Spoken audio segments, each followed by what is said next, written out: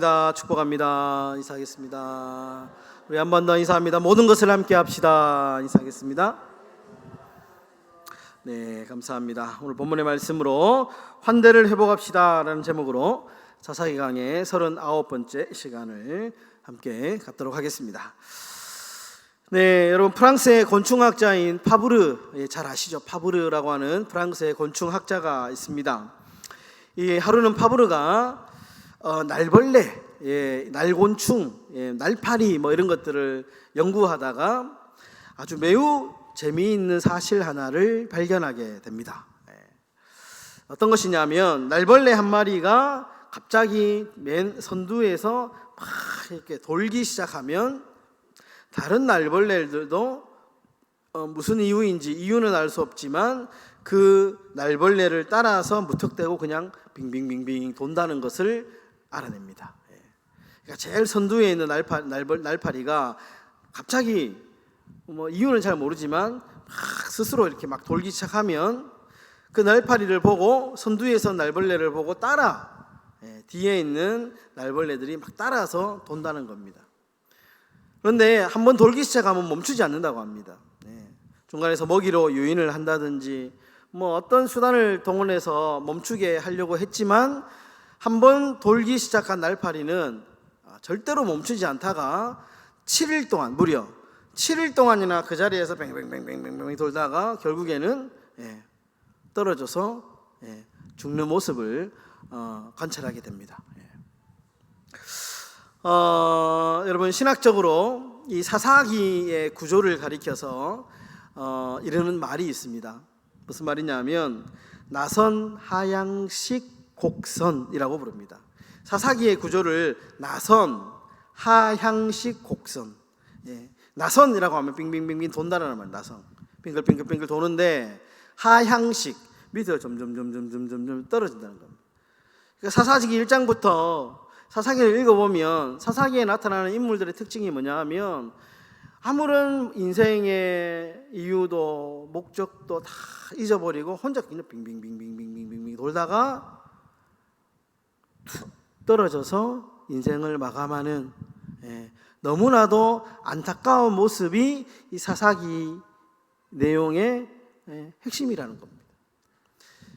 그러니까 하나님이 왕인데 하나님을 왕으로 모시지 않고 살아가는 인생의 비참함, 비참한 인생들이 어떻게 살다가 죽게 되느냐를 오늘 이 사사기를 보면 우리가 너무나도 반면교사로 삼게 된다라는 것입니다. 그냥 목적도 없이 빙빙빙빙빙빙 돌다가 빙빙 도는데 제자리에서 도는 것이 아니고 점점 떨어지다가 그러다가 툭 떨어져서 인생을 마감하게 된다.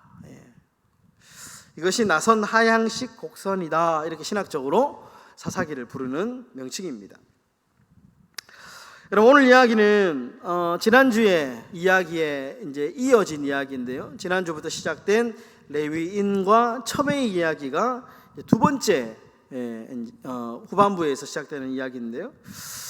여러분 우리가 지난주에서 살펴본 대로 성전에서 살아야 될 레위인이 지금 에브라임 산지 산골 구석에서 일반 어떤 정상적인 가정을 이루지도 않고 첩과 함께 살고 있습니다. 굉장히 이상한 구조죠.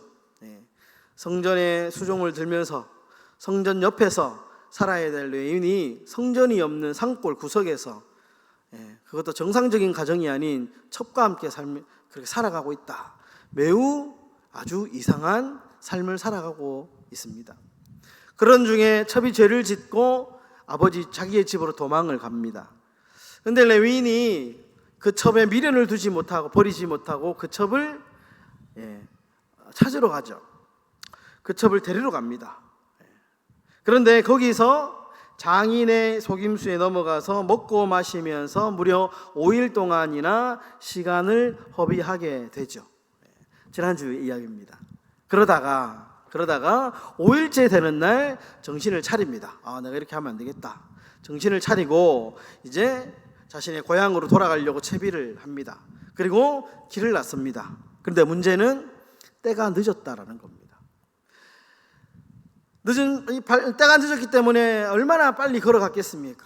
열심히 걸어갔는데 겨우 도착한 곳이 어디냐? 여부스라고 하는 도시에 도착하게 됩니다. 여부스라고 하는 도시에 도착했는데요. 그런데 문제는 이 여부스가 이방 땅입니다. 그래서 함께했던 이 종이 레위인에게 여기서 우리 잠시 좀 쉬었다 갑시다. 날도 지금 저물고 있으니까 더 이상 갈 수가 없기 때문에 우리가 이 여부스에서 하룻밤 지내고 내일 아침에 떠나면 어떻겠습니까? 이렇게 제안을 합니다. 그런데 레위 사람이 거절하죠. 안 된다. 여기는 이방 땅이기 때문에 우리가 이 땅에 들어갈 수도 없다 라고 거절합니다. 그래서 어쩔 수 없이 강행을 하는데요. 그래서 겨우 이제 도착을 하게 된 곳이 베냐민 지파의 땅인 기브아라는 곳에 도착을 하게 됩니다. 겨우 다행스럽게 기브아에 도착을 합니다. 그런데 여러분, 문제가 생깁니다. 어떤 문제냐? 기브아에 도착을 했지만 아무도 이 사람들을 맞이해 주는 사람이 없습니다. 자신의 집을 내어주고 이들에게 먹을 것을 제공하고 잠자리를 제공해 주는 사람이 아무도 없었다라는 겁니다. 그러다가 한 노인이 등장하죠. 한 노인이 난처한 상황에 빠진 이들을 자신의 집으로 초대해서 먹을 것과 편안한 잠자리를 제공합니다. 오늘의 이야기입니다. 여러분, 오늘 이야기를 보면 오늘날 교회가 깊이 생각해 봐야 될 중요한 주제들이 오늘 이야기에 많이 있습니다. 오늘 어떻게 보면 이야기가 매우 좀 평범한 이야기일 수도 있지만, 그러나 오늘 이야기를 가만히 연구해 보면요, 오늘날 한국 교회가 회복해야 될 문제들이 너무나도 많은 주제들이 나옵니다. 예를 들면 이 레위인의 편견과 고집의 문제가 나옵니다. 여러분, 레위인이 만약에 처음에 도착했던 여부스, 이방 땅이었지만 이 여부스에서 하룻밤을 지냈다면 기브아에서 일어났던 일은 발생하지 않았을 것입니다. 그런데 이 레위인이 여부스에 머물지 않았던 이유가 뭐냐면, 여부스는 이방 땅이라고 하는 편견이 있었습니다. 이방 사람들하고는 상종하면 안 된다라고 하는 자신의 편견과 고집이 있었기 때문에 결국에는 뒷일이 발생하게 된 거죠. 이 편견과 고집의 문제가 오늘 하나 등장하고요. 또 하나 나오는 주제는 뭐냐? 냉대와 무관심의 문제가 나옵니다. 자신의 동족의 땅인 기브아에 도착을 했는데 얼마나 안심이 됐겠습니까? 아니, 이제 우리는 좀 여기서 먹고 좀 쉴 수 있겠다 생각했는데 정작 그 기브아의 사람들은 자신의 기대와는 다르게 아무도 자신들을 맞아주는 사람이 없습니다. 이 사람들을 이 나그네를 대접하는 사람이 없는 것이죠. 냉대와 무관심의 문제입니다. 여러분, 여러 가지 오늘 이 이야기에는 이런 편견과 고집의 문제, 냉대와 무관심의 문제, 이런 것도 나오지만 그 중에 오늘 가장 이 설교에 강조하고 싶은 설교의 주제가 되는 이 환대의 정신, 환대에 대해서 한번 여러분들과 나누어 보려고 합니다. 환대가 뭐냐? 환대, 손님을 대접하는 것이죠. 여러분, 유대인들은 지금도 자신의 집에 들어온 손님들을 그냥 보내는 일이 없습니다. 아랍, 특히 이제 이슬람을 믿는 사람들도 마찬가지고요. 자신의 조상인 아브라함이 천사를 환대했던 그 사건이 있기 때문에 유대인들은 누구나 자신에게 들어온 이 손님들은 극진하게 환대합니다. 먹을 음식을 대접하고 잠자리를 대접하는 것이 지금도 이들의 문화죠. 여전히 남아 있습니다. 여러분, 이유가 어찌되었든지 간에 어렵게 기브아 땅에 도착한 이 레위인을 도와주어야 하는 것은 율법의 의무가 있었습니다. 자신의 조상인 아브라함이 천사를 극진히 대접했던 유명한 사건들이 있었기 때문에 자신의 성읍으로 들어온 이 나그네는 어떤 사람이든지 극진하게 대접을 해야 될 의무가 있었습니다. 환대의 의무가 있었던 것이죠. 그런데 기브아 사람 누구도 길가에 앉아 있는 이를 관심 갖지 않습니다. 아무도 거들떠보지 않습니다. 반면에 한 노인이 이들을 따뜻하게 환대했다 그랬죠. 근데 여러분 16절에 보시면요, 이 노인의 정체가 나오는데 이 노인도 알고 보면 이방인입니다. 거류자라고 나오죠. 그러니까 이 노인도 기브아 사람이 아닙니다. 원주민이 아니고요, 무슨 이유인지는 알 수 없지만 이 노인이 기브아에 잠시 이렇게 머물러 있는 사람입니다. 그러니까 이 레위인 일행을 도와준 사람은 이 기브아의 원주민이 아니고 자신도 도움을 받아야 될, 자신도 도움이 필요한 이방인, 나그네, 그 사람이 지금 이 레위인을 도와주고 있다라는 것이죠. 여러분, 우스갯소리가 있습니다. 우스갯소리로 교회에 적은 교회다, 목사에 적은 목사다, 이런 우스갯소리가 있습니다. 이해가 되십니까? 교회에 적은 교회, 목사에 적은 목사. 여러분, 같은 교회끼리 보면요, 시기하고 경쟁합니다. 옆에 있는 교회가 잘 되잖아요. 그러면 이웃 교회가 막 시기합니다. 그러면서 막 이제 괜히 시비거리 만들고요, 막 트집을 잡기도 하죠.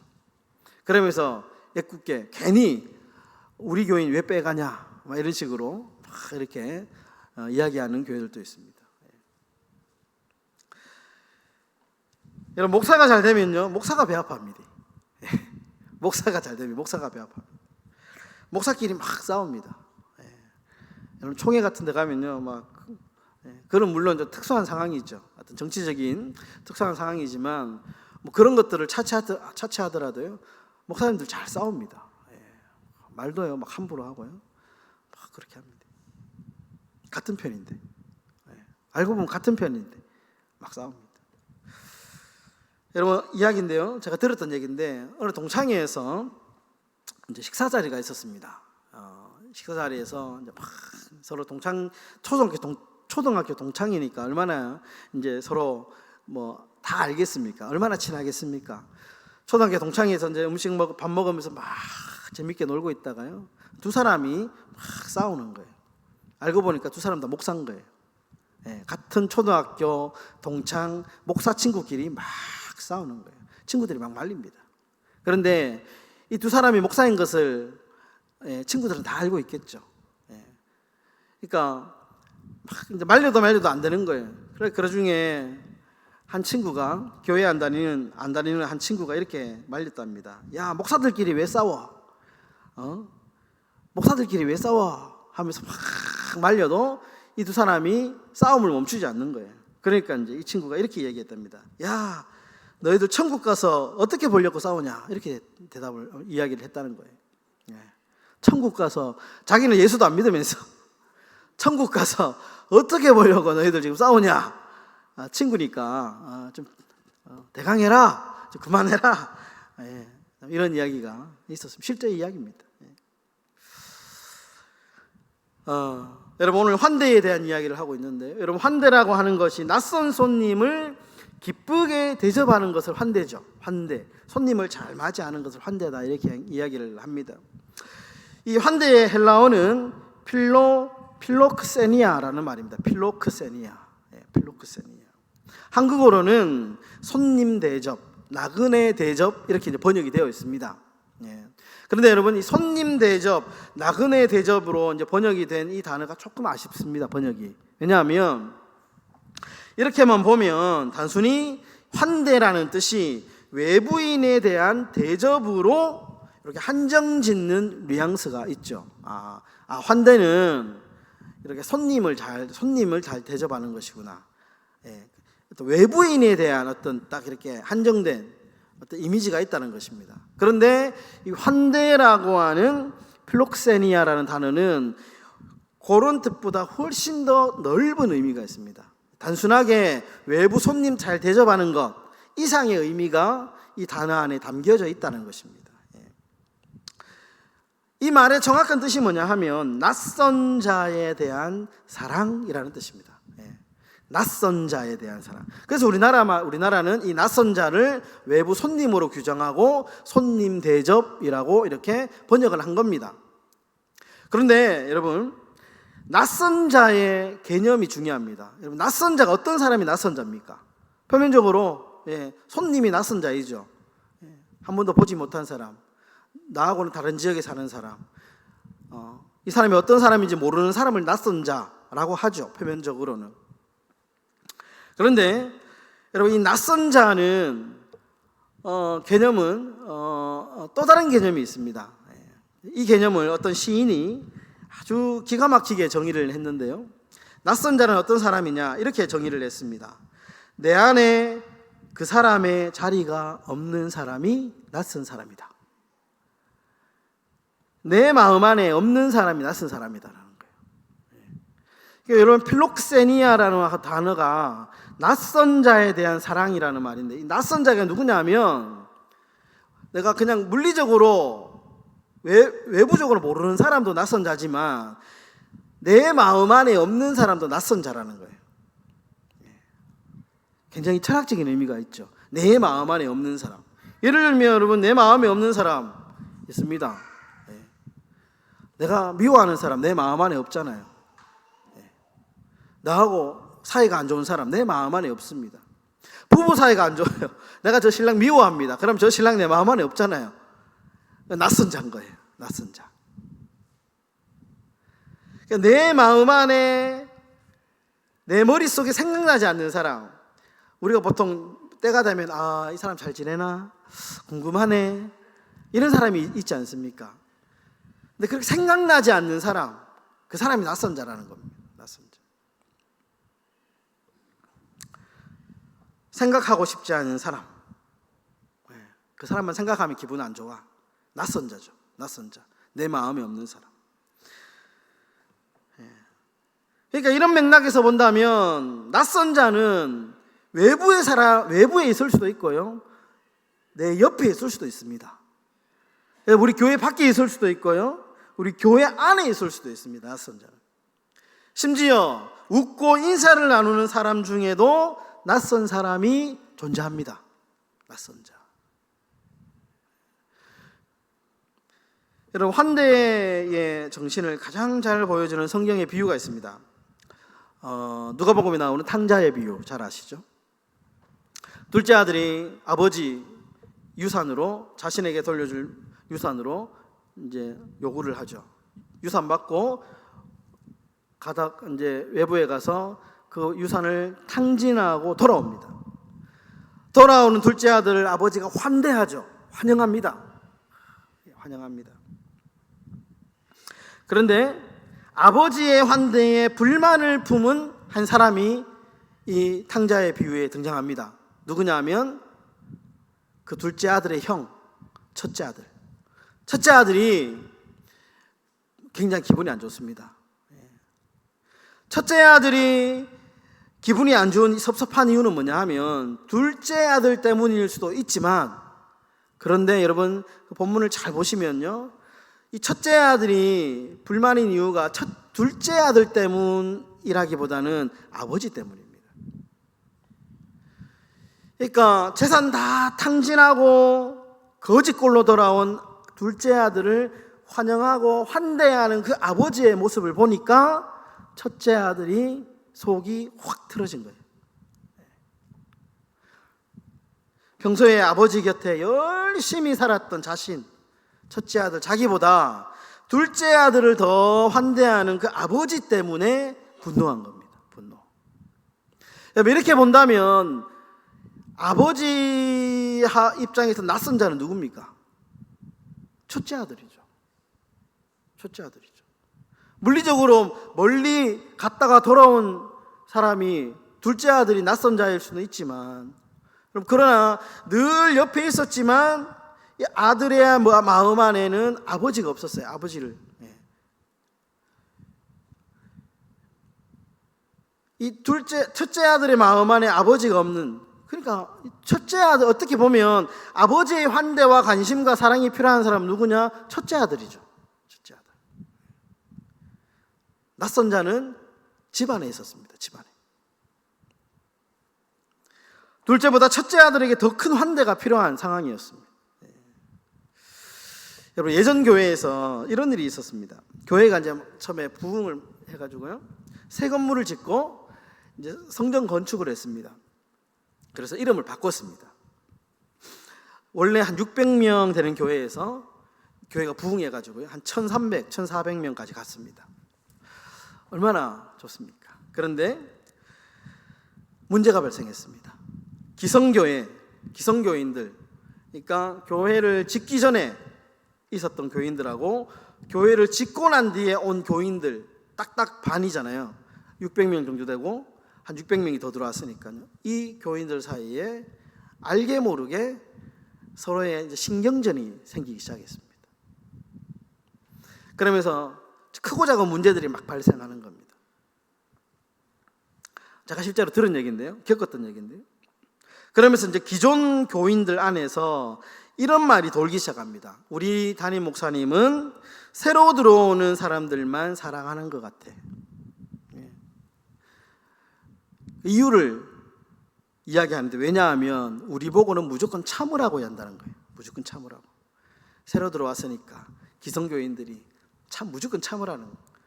처음에는 그 말이 섭섭지 않았는데 계속 문제가 생기는데, 자기가 생각할 때는 새로 들어온 이 사람이 문제를 자꾸 일으키는데 자신은 자꾸 참았는데 계속 참으라고 하니까 이제 섭섭한 마음이 들었다는 거예요. 섭섭한 마음. 우리 보고는 무조건 참으라고 한다고. 뭐 문제만 생기면, 이야기하면. 첫째 아들의 모습이죠. 첫째 아들의 모습.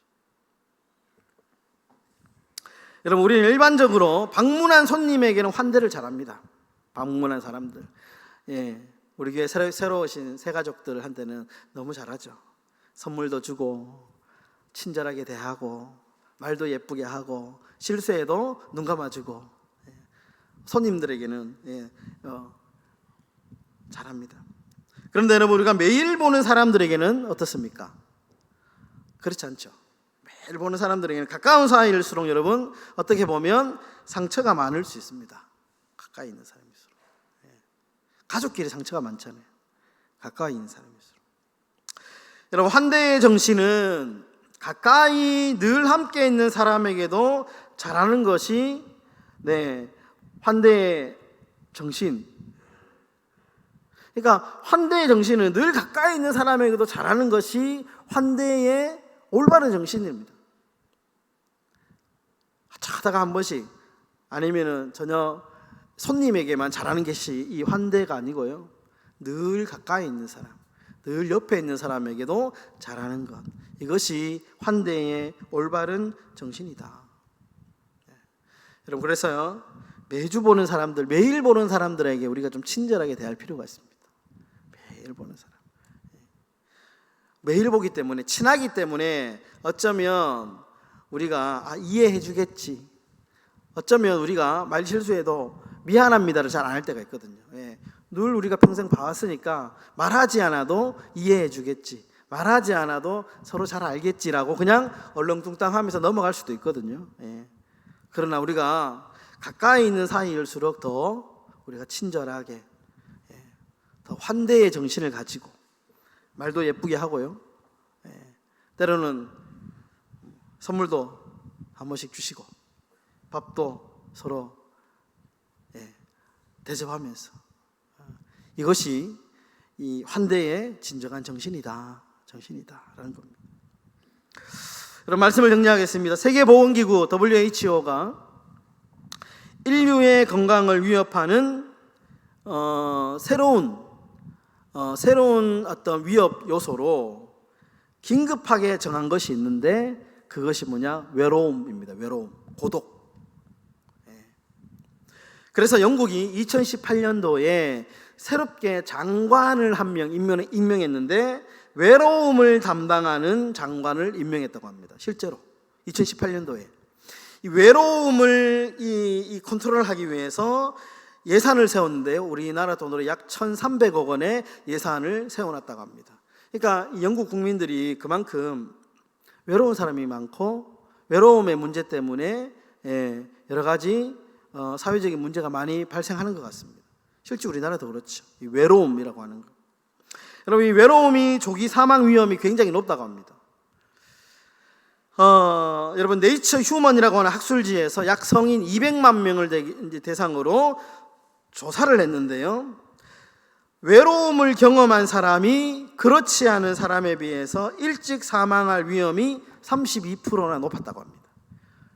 혼자인 외로움을 많이 느끼는 사람이 위험하답니다. 사망의 위험이 무려 32%가 높다고 합니다.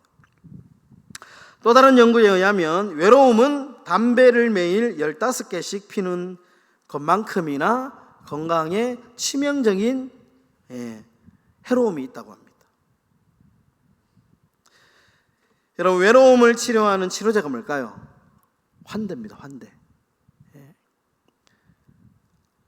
잘 환대해 주는 것, 환영해 주는 것. 이것이 외로움을 치료하는 치료제랍니다. 여러분, 예수님은 외로운 죄인들의 친구가 되셨죠.